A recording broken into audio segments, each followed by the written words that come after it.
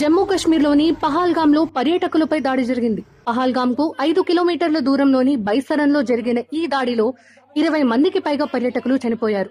దాడి సమాచారం అందిన వెంటనే భద్రతా బలగాలు ఆ ప్రాంతాన్ని తమ ఆధీనంలోకి తీసుకున్నాయి. ఇటీవలి కాలంలో కశ్మీర్లో సాధారణ పౌరులను లక్ష్యంగా చేసుకుని జరిగిన అతిపెద్ద దాడి ఇదేనని జమ్మూ కశ్మీర్ ముఖ్యమంత్రి ఉమర్ అబ్దుల్లా అన్నారు. ఈ దాడిలో అనేక మంది గాయపడ్డారు. గాయపడ్డ వారిలో కొందరు అనంతనాగ్లోని ప్రభుత్వ మెడికల్ కాలేజ్లో చికిత్స పొందుతున్నారు.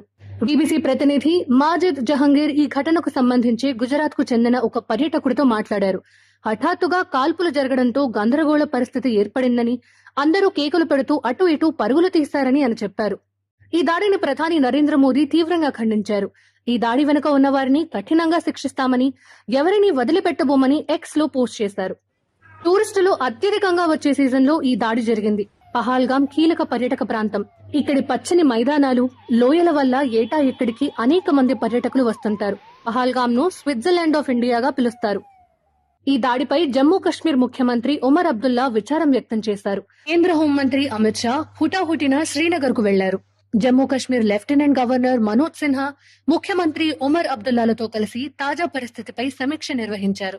దాడి చేసిన వారిని వదిలిపెట్టబోమని జమ్మూ కశ్మీర్ లెఫ్టినెంట్ గవర్నర్ మనోజ్ సిన్హా అన్నారు. ఈ దాడిని ప్రతిపక్ష నేత రాహుల్ గాంధీ ఖండించారు.